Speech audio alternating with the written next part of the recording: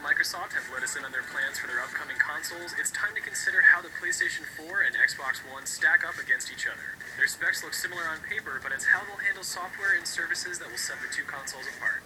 The good news for developers is the shift to a more PC-like architecture for both consoles, epitomized by the inclusion of x86 processors.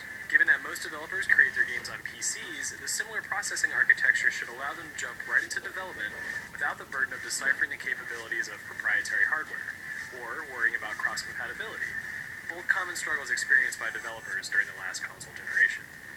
Both manufacturers have stated that their respective consoles will feature an 8-core processor, and it appears that these will be combined with a graphics processor on a single chip known as an APU. Without specific numbers, it's hard to judge which system is capable of producing technically better graphics. But Microsoft has an edge thanks to DirectX, a software library found in past Xbox consoles, and most notably, the Windows operating system. The PlayStation 4 hardware will utilize OpenGL and likely support the continuation of Sony's PlayStation graphics library.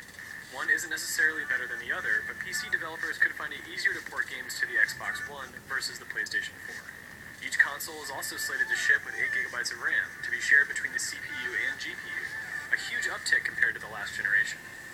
Sony will include GDDR5 RAM, optimized for handling large chunks of data. Microsoft will instead incorporate DDR3, which is relatively better at handling smaller bursts of information. Though RAM is important for high-res game assets, it's critical for running and maintaining background services and applications. Perhaps one of the biggest announcements detailed during Sony's PlayStation 4 presentation was the ability to share gameplay, a feature Microsoft was quick to match during the Xbox One announcement. Both consoles will automatically record footage, but the PlayStation 4 will allow you to stream live video through Ustream, a feature currently absent from Microsoft's launch plans. Both camps have mentioned built-in video editing tools, but the capabilities of either have yet to be explained in detail. For the Xbox One, which supports digital cable and a slew of related features, the ability to switch between apps quickly and easily was a cornerstone of their presentation. Xbox Game.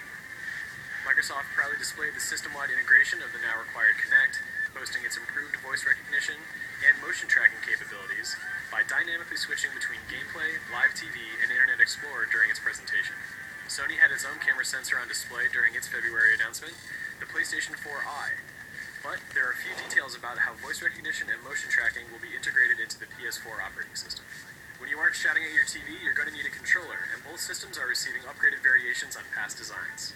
For the PlayStation 4 controller, Sony integrated PlayStation Move support and a touch-sensitive pad located in the middle of the controller. For its controller redesign, Microsoft has introduced an integrated battery, triggers with dynamic feedback, and a new cross-style D-pad. Gone are the start and back buttons, which have been replaced with buttons that appear to have ties to context menus and task switching. There's a lot left to discover about both the Xbox One and the PlayStation 4, but today, it seems that the consoles will be defined not by graphical performance, by the integration of social services and extended functionality. Expect to learn more about each console during E3, where GameSpot will provide up-to-the-minute coverage of the latest announcements from Sony and Microsoft, as well as deeper